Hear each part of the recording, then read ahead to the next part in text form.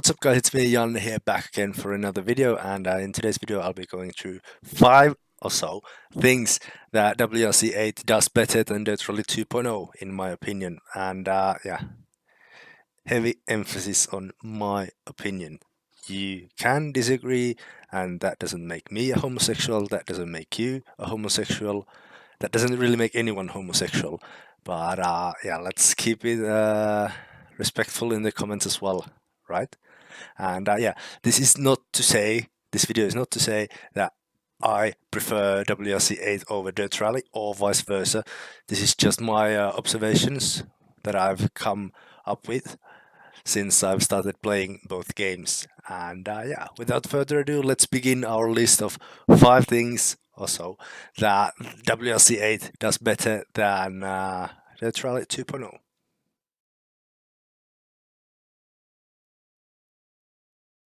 First up on the list is lighting, and I think that WRC8 does lighting better than DiRT Rally 2.0, because in WRC8 if you go into a dark spot and you turn on headlights, you can see a difference, which I don't always see in a DiRT Rally 2.0 with lights on or lights off in a dark place.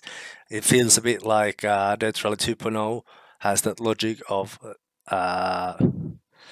headlights work better at night or something, but in my opinion, when there's dark somewhere and you put on headlights, it should get lighter every time.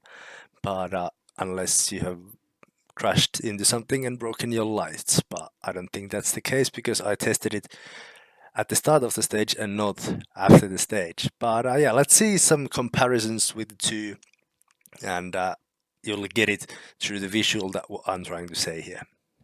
Alright, here we are in a shadowy place in DiRT Rally 2.0. It's still daytime, so there should be some light in the air as well, but we are here in the woods, so there's a lot of shadows and therefore it's a bit dark in here. And now I'm putting on the lights, and could you see the difference? Me neither. I'm now really blinking with the lights, and only you can see slight change of color on the bank on the left as I'm again fiddling with the lights. And in my opinion, the lights should provide more light in this dark environment that we are at the moment. And now let's hop on to WRC8, get a similar setting in a forest in the shadows, and then flick the lights there as well to see what kind of a difference it is. As a result of magic, we are now immediately afterwards here in WRC8. It's a similar sort of setting. We are in a forest area with the daylight making itself visible somewhere on the front, and shadows again, the same car, and yeah, more or less the same situation. Let's see what the headlights do here. Oh, an actual difference. And this is why I think that this is way better game on the lighting front.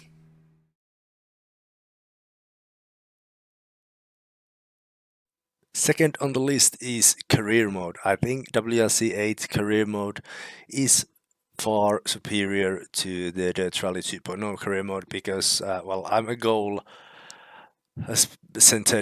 person. I like to work towards goals. And despite that, I was really rubbish in soccer. I used to work towards our own goal, and the coach didn't like it. But yeah, in WRC8, you begin from the lower categories. You begin from either junior WRC or WRC True, the privateer side, and then you work your way up to the top of the World Rally Championship main class. And there's a real sense of progression there, in my opinion. So that's really a good career mode, sort of a cause and correlation. And then again in DiRT Rally 2.0, it feels more like, well, there are some rallies for you to drive. Go ahead and drive them. Cunt. So yeah, that doesn't really scream a high effort career mode to me, and therefore WRC8 takes the point here as well.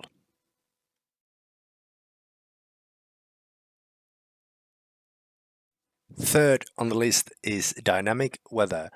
In my opinion, the dynamic weather in WRC8 is far superior to the dynamic weather in DiRT Rally 2.0. Well, for the simple fact that it doesn't exist in DiRT Rally 2.0. And now I'll switch on to a stage footage here so you can see the dynamic weather in action, but I'll keep my beautiful voice in the background. Yeah, you can have, I think, 3 different weather slots in WRC8, and you can start with a completely dry road and end up with a really pouring rain at the end of the stage, or vice versa, or anything in between. And in my opinion, that is really great, because the way you need to drive the car changes a bit when it's getting wetter or drier, and therefore grippier or slippier. And it's, in my opinion, quite realistic as well, because although the stages are usually somewhat short, like 15 minutes in real life, I mean 15 minutes is long for something like bedroom actions, but it's a short thing for a person to drive a car. So it is quite likely still that you can get weather changes while on the stage. So in my opinion, that is quite realistic then, that you can have the weather change on the stage as well in WRC8, and therefore WRC8 takes this round as well.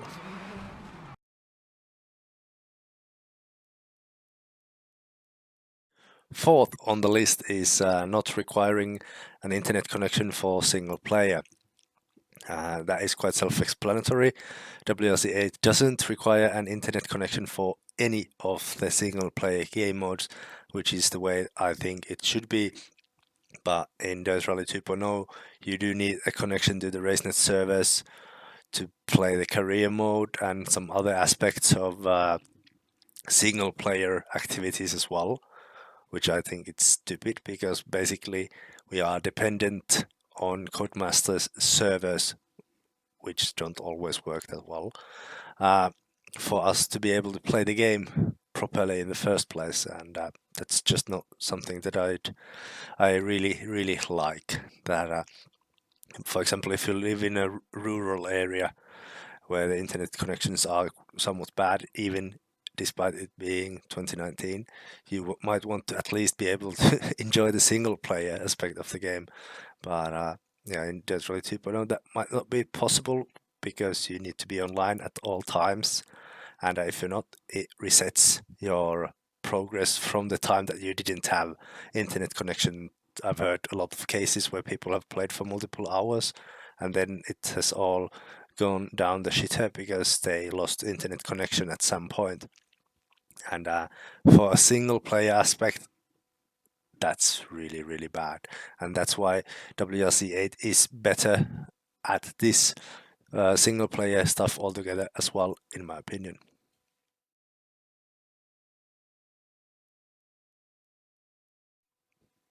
Fifth on the list is tire wear and damage model.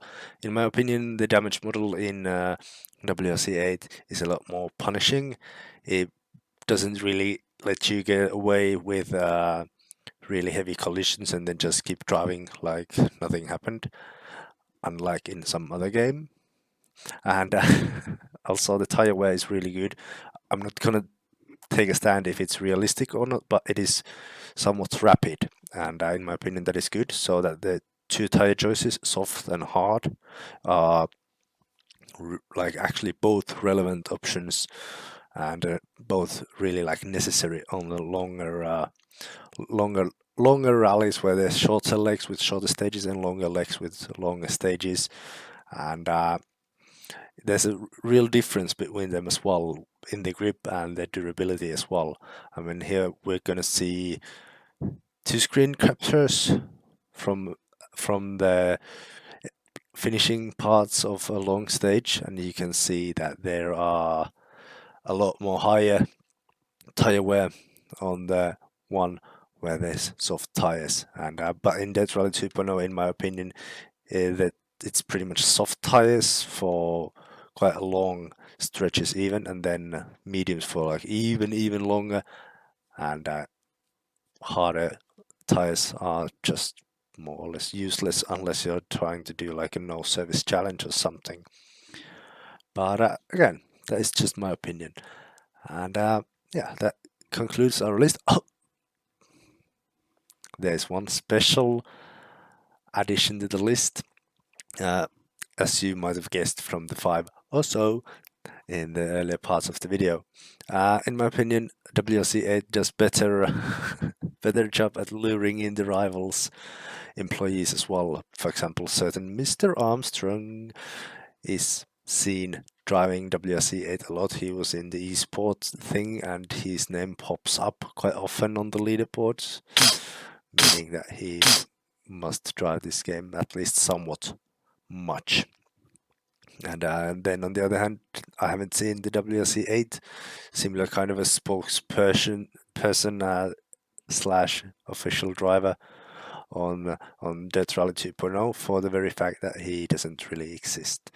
But yeah, WRC8, one lured Dirt Rally 2.0 representative over there, and Dirt Rally,